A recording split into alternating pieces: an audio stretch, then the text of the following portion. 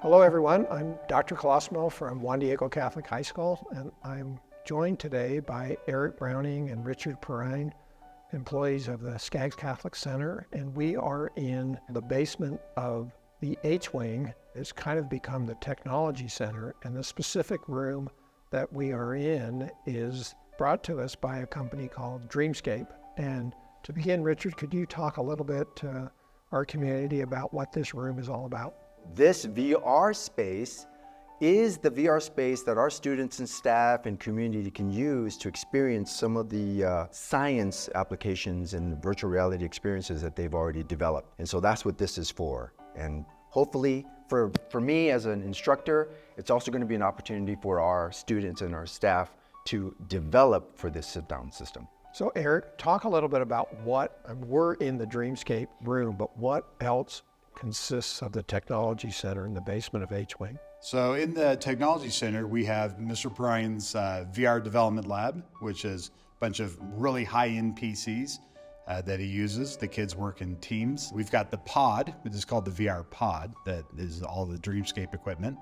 We also have the IIT room, which is like an engineering lab. We've got laser cutters, 3D printers, the really big super laser cutters, the little tiny ones. They do an advanced engineering and an architecture kind of class with Perrine and Miss Garzella. And then we also have a regular Mac lab for things like website development and other. And all of that's contained in the basement of the H-Wing? Correct, yeah. We used to be a giant dance studio that was underutilized and unrealized, so we're putting it to better use. Thank you. So Mr. Perrine, are these virtual reality labs common across high schools in the United States? No, sir, nothing like this. You're just not going to see this in the vast majority of the schools. So virtual reality development has been going on for a few years, but to have a system like this is a special privilege. So what typically people think of is, put on these goggles and you have a VR experience. And so that's one kind of VR, but when students or anyone is in a Dreamscape lab like the one we're sitting in, what are all of the components that help to drive the virtual reality experience? So we have a server in the back, so that essentially sends all the information into the headsets. You have the headsets that the students or the staff or anybody that's experiencing will be wearing to experience that through a VR world. And then you have an interacting joystick that you use to control the environment while you're inside that environment. But what about the chair that you're sitting in? And haptics, absolutely. So these tables also have special features that while you're in the VR experience, the chair may shake, or you might have a warm air or any kind of air blowing out from the front of the table.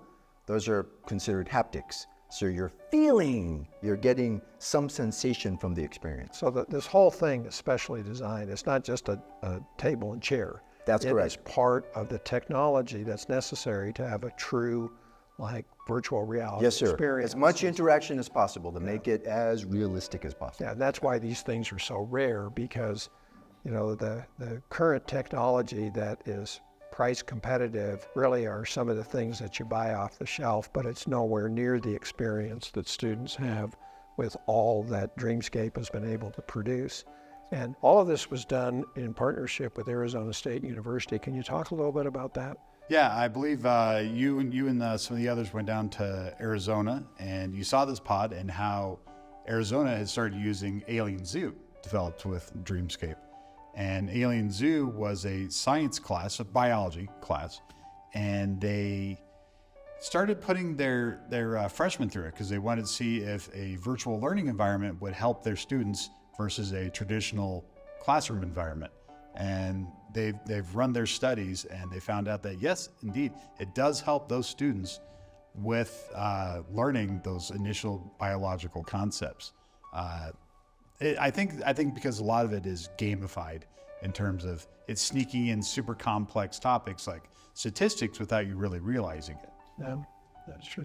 Mr. Perrine, so this is an experience that students have, but talk a little bit more about their ability to actually program and develop VR kinds of experiences that we hope to implement at school.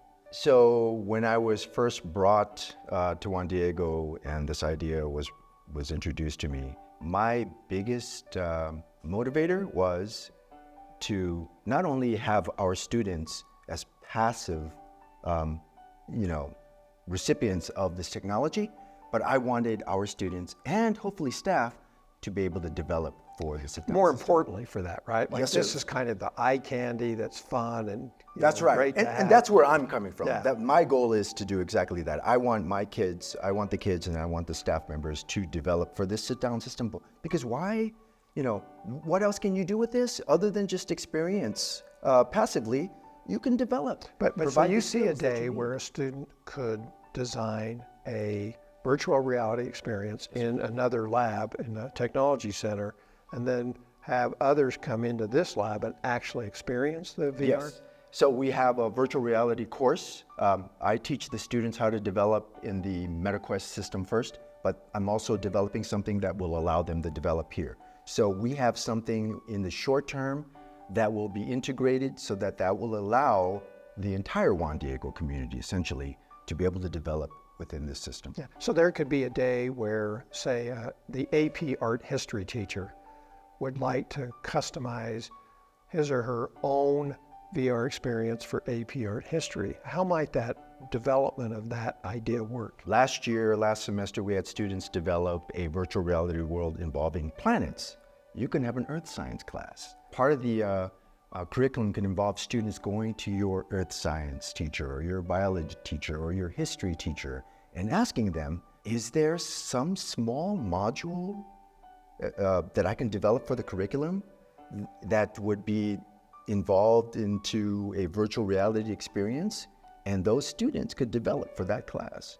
And the classes from those various subjects can come down and experience something that our students and staff have developed. So long term, if we're really able to implement this, we could see a day where pretty much any subject that is taught across our campus could have a component of a virtual reality experience that was actually developed by students on this campus. Yes, sir. And we could go buy some of those experiences, but our goal is, we might have a few of those things, but it would be wonderful if our students could develop these VR experiences that then become part of the curriculum in a history teacher's class or science, math, theology, or whatever. Absolutely. That's We the have vision. the facilities. We have a class that's just across the way. Students are already developing. There's absolutely no reason why we can have that in place in short term. Well, I want to thank Mr. Perrine and Mr. Browning for joining us today on the 4th edition of Weekly Juan Diego, and we'll see you next time. Thank you.